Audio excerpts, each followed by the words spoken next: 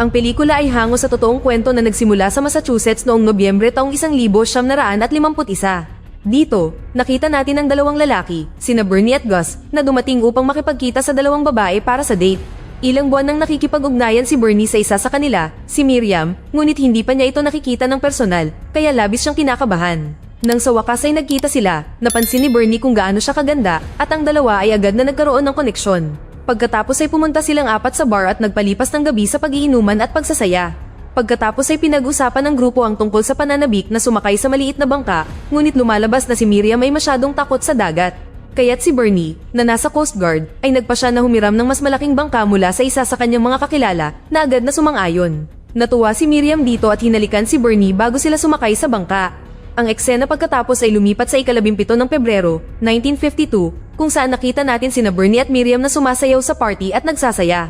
Habang nag-e-enjoy sa sandaling iyon, tinanong ni Miriam si Bernie kung pakakasalan siya nito, ngunit hindi inaasahang tumanggi si Bernie. Dahil sa galit ay agad na lumabas si Miriam at sinundan siya ni Bernie na ipinaliwanag ang panganib ng kanyang trabaho at ang hindi mahulaan na bagyo. Sinabi ni Bernie sa kanya na baka hindi na siya makauwi, kaya itinanong ni Miriam kung natatakot ba siya sa dagat o sa kasal. Pagkatapos ng ilang pag-iisip, napagtanto ni Bernie na ayaw niyang mawala siya at gusto niyang magpakasal, kaya pinili nila ang April 16 bilang petsa ng kanilang kasal. Gayunpaman, dahil sa kanyang mga profesional na panuntunan, sinabi ni Bernie na kailangan niyang humingi ng pahintulot mula sa commanding officer. Pagkalipas ng ilang araw, humigit kumulang 9 milya sa hilagang silangan ng Chatham, Massachusetts, ang oil tanker na SS Pendleton ay makikipagpunyagi laban sa malakas na bagyo. Sa una, medyo normal pa rin ang pakiramdam. Ang ilang mga tripulante ay nagpapahinga, ang iba ay natutulog, at ang mga tagapagluto ay nag-uusap sa kusina. Bigla, ang barko ay tinamaan ng marahas na pag-alog na nagpatalsik ng mga bagay na bumagsak sa sahig at inihagis ang ilang mga tripulante mula sa kanilang mga kama. Isang malaking pagtagas ang sumira sa katawan ng barko na nagpabagal sa tanker habang nakikipaglaban ito sa mga alon. Mabilis na pinatagilid ng umiikot na dagat ang barko at ang katawan ng barko ay biglang naputol sa kalahati. Sa istasyon ng Coast Guard, si Bernie at ang kanyang mga kasamahan ay nakikinig sa mga ulat sa radyo tungkol sa isa pang barko, ang Fort Mercer, na nasira din. Nalaman nila na ang mga rescue crew mula sa Boston at Nantucket ay papunta at kumakalat ang usap-usapan na ang istasyon ng Chatham kung saan nagtatrabaho si Bernie, ang susunod na tatawagan. Sa labas, ang bagyo ay nagngangalit na may matinding hangin na umaabot sa 80 hanggang 100 kilometro kada oras. Samantala, pumunta si Bernie sa kanyang commander, si Clough, upang humingi ng pahintulot na magpakasal. Hindi siya pinansin ni Clough at agad na inutusan ng mga tripulante na magtipon-tipon na nagsabi sa kanila na magtungo sa mga pantalan at kumuha ng bangka sa pangingisda para sa misyon na pagsagip. Bumalik sa Pendleton, ang mga nakaligtas na tripulante ay nananalangin para sa kanilang kaligtasan. Nalaman natin na ang barko ay nasira at kalahati na lamang nito ang nananatiling nakalutang sa mabangis na bagyo. Ang isang tripulante na nagngangalang Brown ay humiling ng agarang aksyon upang ibaba ang lifeboat, ngunit hindi sumang-ayon ng kapitan na nagsabing ang gayong maliit na bangka ay hindi makakaligtas sa rumaragasang dagat. Ang masama pa nito, ang kanilang SOS signal at radyo ay nasira, kaya hindi nila makontak ang sinuman. Pagkatapos ay bumaling ang kapitan sa isang tripulante na nagngangalang Seibert na may kaalaman tungkol sa mga ganitong sitwasyon at hiningi ang kanyang opinyon. Ipinaliwanag ni Seibert na imposible ang paggamit ng lifeboat dahil 9 na tao lang ang kaya nitong hawakan at sa bagyo, malamang na tumaob kagad ito. Gayunpaman, ang sirang barko ay maaaring manatiling nakalutang ng humigit kumulang 4 hanggang 5 oras. Gumawa si Seibert ng mapangahas na plano. Mano-mano nilang ililipat ang rudder ng barko gamit ang steel beam at ilang mga lubid na magtutulak sa Pendleton patungo sa kalapit na reef. Pagdating doon, maaaring manatili doon ang barko at magsignal ng tulong sa pamamagitan ng pag-whistle. Sumang-ayon ng mga tripulante na gawin ang plano, ngunit nananatiling matigas ang ulo ni Brown at nagsimulang makipagtalo. Sa gitna ng kanilang pagtatalo, biglang kumonekta ang radyo at nagulat na ang isa pang barko, ang Fort Mercer ay nawasak din, kasama ang mga rescue crew na paparating na. Napagtanto ng mga tripulante na ang Pendleton ay maaari lamang maghintay para sa tulong at may malaking posibilidad na hindi sila mailigtas. Bumalik kay Bernie, kausap niya si Miriam sa telepono at itinanong niya kung humingi siya ng pahintulot kay Clough, ngunit sinabi niyang hindi siya nagkaroon ng pagkakataon at pagkatapos ay biglang ibinaba ang tawag. Lumalabas na inihayag ni Clough sa buong crew na kailangan nilang maglayag sa CG-36500 mula sa Old Harbor upang iligtas ang Fort Mercer, 30 kilometro sa silangan ng Nantucket. Halos lahat ay tumanggi dahil napakadelikado kung saan walang alinlangan na mamamatay sila sa ganitong bagyo. Inirekomenda nilang gamitin ang CG-36383 mula sa Stake Harbor na bahagyang mas mabagal ngunit mas ligtas. Pagkatapos ay hiniling ni Clough kay Bernie na pumunta sa mga daungan kasama ang 2 miyembro upang siyasatin ang sitwasyon. Walang pagpipilian si Bernie kundi ang pumayag at lumabas kasama ang 2 lalaki. Samantala, sa Pendleton, si Cybert at ang kanyang kasama ay nahihirapang buuin muli ang manual steering dahil sa kakulangan ng mga lalaki. Pagkatapos ay nalaman ni Cybert na tinipon ni Brown ang isang grupo ng mga lalaki sa deck at malapit na silang umalis sakay ng lifeboat. Dahil dito napuno siya ng galit, kaya tumungo siya sa deck dala ang palakol. Sa gitna ng malakas na kaguluhan ng crew, pinuto ni Cybert ang lubid ng lifeboat gamit ang palakol. Ang lifeboat ay nahulog sa dagat at si Brown na nagagalit ay sumugod upang salakayin si Cybert habang ang iba ay sinusubukang pigilan siya. Gayunpaman, napansin ng mga tripulante ang pagkawasak ng lifeboat sa ilang segundo sa ilalim ng mga alon at napagtanto na tama si Cybert. Matapos huminahon ng mga bagay, sinabi ni Cybert sa mga tripulante na ang lifeboat ay napakaliit para sa dagat habang ang barkong ito ay lulubog pagsapit ng gabi. Ipinaliwanag niya na para ligtas na makarating sa pinakamalapit na isla, kailangan niya ng 4 na lalaki para maniobrahin ng rudder beam na susundan ng 4 na lalaki sa pumps at horns. Sa huli, sinunod ng crew ang mga tagubili ni Cybert na napatunayang pinakamaaasahan sa ganitong sitwasyon. Sa ibang lugar, dumating si Bernie at ang kanyang mga kasamahan sa daungan habang may malakas na snowstorm. Isang lalaki na kagagaling lang sa dagat ang nagbalita sa kanila na nakarinig siya ng busina ng barko at nakita niya mula sa malayo na may sasakyang dagat ang nangangailangan ng tulong. Dinala ni Bernie ang kanyang mga kasamahan pabalik sa istasyon ng Chatham upang mag-imbestiga at natuklasan nila na ang barkong nasira ay ang Pendleton na matatagpuan mga 8 kilometro mula sa kanilang istasyon. Hindi kailanman nangyari na 2 barko ang nasira sa parehong araw at ang mga tripulante ay nahaharap sa mahirap na sitwasyon. Samantala, ang mga istasyon ng Boston at Nantucket ay nagpadala ng lahat ng magagamit na mga barko upang iligtas ang Fort Mercer. Napagtanto ang bigat ng sitwasyon, inutusan ni Clough si Bernie na magtipon ng crew at sumakay sa CG-36500. Sumang-ayon si Bernie, kaya tinanong siya ng crew kung paano siya nagiging mahinahon, lalo na't ang ilang miyembro ay halos hindi nakaligtas sa nakaraang pagliligtas.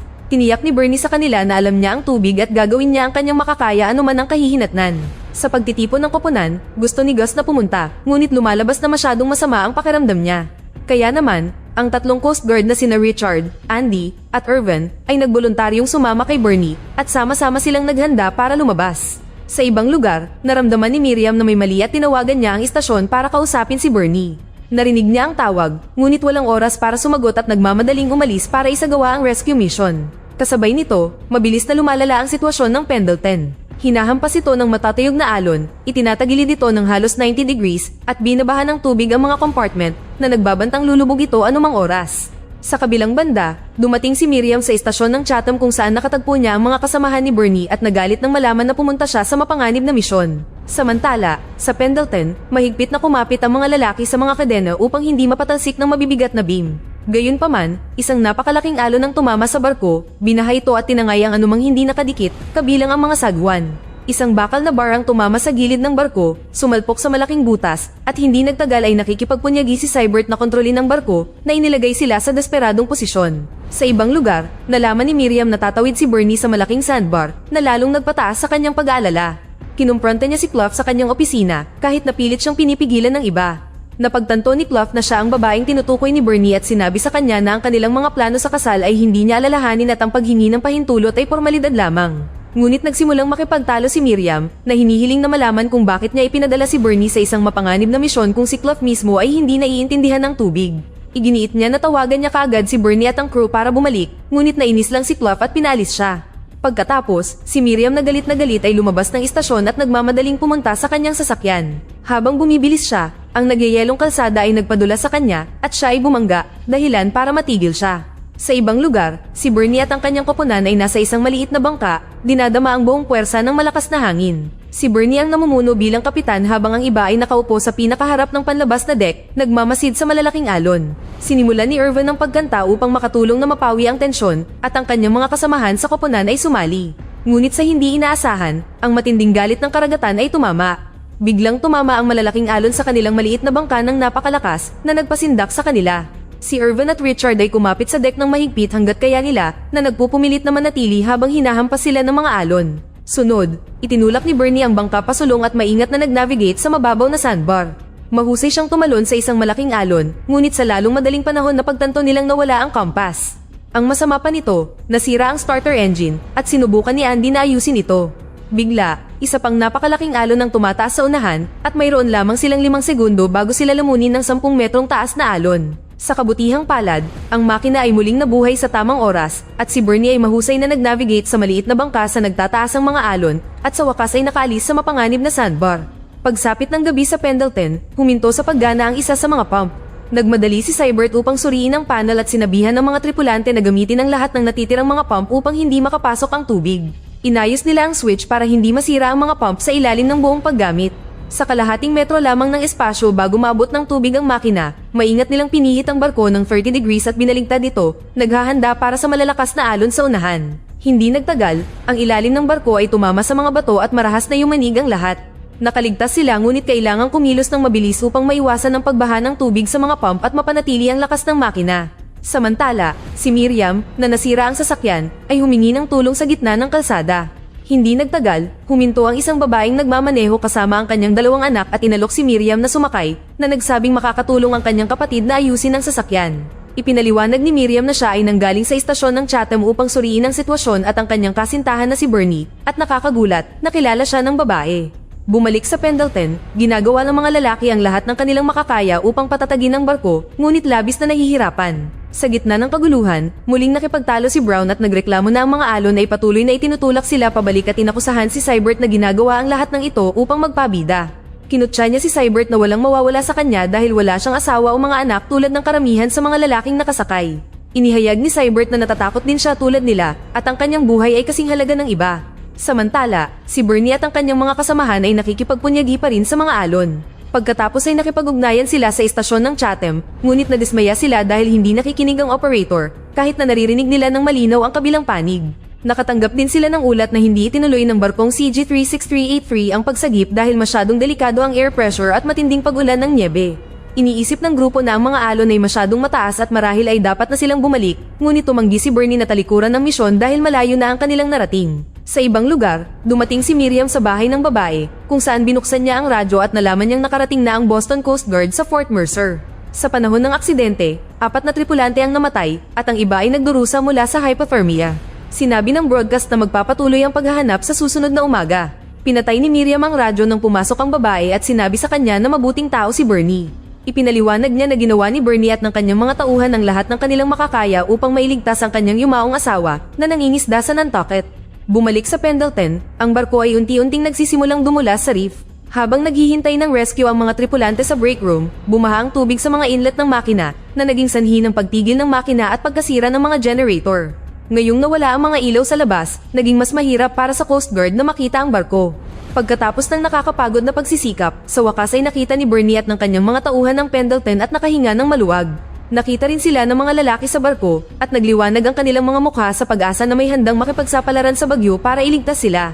Ngunit mayroong isang malaking problema. Ang maliit na bangka ni Bernie ay maaari lamang maglaman ng 12 tao, mas kaunti kaysa sa mga lalaking nangangailangan ng pagliligtas. Ayaw sumuko, ang mga tauhan ng Pendleton ay tumalon sa rumaragasang dagat at sinubukang sumakay sa bangka. Mahusay na minaniobra ni Bernie ang bangka habang nagsisikap sina Irvin at Andy na hilahin ang bawat lalaki mula sa nagyayelong tubig. Nang maglaon, ang isang lalaking nagngangalang Eldon ay nanginginig at takot na tumalon sa dagat. Lumapit si Cybert at hinimok siyang maingat na bumaba sa hagdan. Ang isa pang miyembro ng crew, si Tiny, ay humakbang pasulong at nagsabing, kung magagawa ko ito, magagawa din ng sinuman. Walang pag-aalinlangan, direktang tumalon si Tiny sa maliit na bangka ng walang hagdan. Gayunpaman, dahil sa marahas na pagyanig ng barko, siya ay nauntog sa katawan ng barko na nagresulta sa kanyang malagim na kamatayan at pagkalunod. Lahat ay nagimbal sa nakakakilabot na eksenang nasa harapan nila, lalo namang kinilabutan si Eldon na nakakapit pa rin sa hagdan. Pagkatapos, binigyan ng lakas ng loob ni Cybert si Eldon sa pamamagitan ng pagbibigay ng signal sa kanya na maghanda para tumalon ng diretso sa maliit na bangka. Sa wakas ay itinapon ng natatakot na lalaki ang kanyang sarili at ligtas na lumapag, kung saan siya ay sinalo ng 2 kasamahan ni Bernie. Overloaded na ang maliit na bangka at iminungkahi ni Richard na bumalik at ipagpatuloy ang pagliligtas sa susunod na araw. Gayunpaman, tumanggi si Bernie at pinilit na dalhin ang lahat. Alam niya na maaaring lumubog ang Pendleton sa loob ng ilang minuto. Matapos makababa ang halos lahat sa bangka ni Bernie, tanging sina Brown at Cybert lang ang nananatili sa deck ng Pendleton. Pinuri ni Brown si Cybert para sa kanyang pamumuno, iginiit na karapat-dapat siya sa karangalan na maging huling umalis. Ang lahat ng natitirang tripulante ay ligtas na nakarating sa bangka maliban kay Tiny na malungkot na nalunod kanina. Matagumpay na nailigtas ng pangkat ni Bernie ang 32 tripulante at hindi nagtagal ay mabilis na lumubog ang Pendleton sa harap mismo ng kanilang mga mata. Samantala, bumalik si Miriam sa istasyon ng Chatham kung saan narinig niya, ni Clough, at ng buong crew si Bernie sa radyo. Iniulat niya na matagumpay niyang nailigtas ang crew ng Pendleton, ngunit sa kasamaang palad, nawala ang kanyang compass. Nag-aalala ang lahat dahil tila imposibleng mahanap ang daan pauwi nang wala ito. Pagkatapos ay inutusan ni Clough si Bernie na magpatuloy 5 milya hilagang silangan sa Pollock Lightship at ibaba ang lahat ng nakaligtas. Ngunit tumanggi si Bernie na makinig at pinatay ang radyo na ikinagulat ng lahat sa istasyon. Biglang namatay ang mga ilaw sa istasyon na sinundan ng pagkawala ng kuryente sa buong lungsod na nangangahulugan na ang mga tripulante ay lalong mahihirapang mag-navigate pabalik sa bayan. Samantala, nalaman natin na hindi sinunod ni Bernie ang utos ng kanyang commander dahil mas alam niya ang tubig. Pag-alis nila ay umiihip ang hangin mula sa kaliwa hanggang sa wakas ay nakita na nila ang Pendleton at ngayon ang hangin ay umiihip mula sa kanan. Si Bernie, na may kumpiyansa sa kanyang direksyon, ay sinundan ng mga ilaw sa baybayin at inutusan ng lahat ng mga pasahero na magtiwala sa kanya. Sinabi niya sa kanila na hayaan ang Agos na dalhin ang bangka kahit na ito ay maanod sa malayo basta't maabot nila ang Pampang. Kapag huminahon na ang bagyo, makakahanap na sila ng mga ilaw sa lupa para gabayan sila. Sa ibang lugar, si Miriam at ang mga taong bayan mula sa kabilang bayan ay nagmaneho ng kanilang mga sasakyan sa daungan at binuksan ng kanilang mga headlight para gabayan si Bernie papasok. Si Miriam ay patuloy na nakatingin sa dagat, naghihintay sa kaligtasan at ang pagbabalik ng kanyang magiging asawa. Matapos ang isang mahaba at napakalamig na paglalakbay, isang sinag ng pag-asa sa wakas ang nagpasigla kay Bernie at sa kanyang mga tripulante. Sinundan nila ang Agos hanggang sa makakita sila ng maliwanag na dalampasigan na lumilitaw na kanilang tahanan. Sa kalaunan, ligtas na nakarating sa daungan ng maliit na barkong CG-36500 at lahat ay nagbunyi at nagdiwang sa tagumpay ni Captain Bernie. Ang mga pasahero ay bumaba ng may kaginhawaan, ngunit si Bernie ay nanatili sa bangka na mukhang pagod na pagod. Masayang niyakap siya ni Miriam at umalis sa bangka ang muling nagkasamang magkasintahan habang pinag-uusapan ng kanilang nalalapit na kasal. Sinabi ni Miriam na humingi siya ng pahintulot kay Clough para lang pagtawanan at sinabing ito ay pormalidad lamang. Nagtapos ang pelikula sa mga totoong larawan na nagpapakita ng resulta ng pagliligtas. Pagkalipas ng 2 buwan, nagpakasal sina Bernie at Miriam at nanatiling maligayang magkasama sa loob ng 58 taon hanggang sa pumanaw si Bernie noong 2009. Para sa kanilang pambihirang katapangan, pinarangalan si Bernie at ang kanyang mga tauhan ng gintong medalyang pagliligtas buhay. Dito na nagtatapos ang ating kwento. Sana ay nagustuhan nyo. Mag-subscribe na kung hindi ka pa nakasubscribe, pindutin na rin ang notification bell at like button upang matulungan ang channel at mag-iwan na rin ng komento. Maraming salamat sa panonood.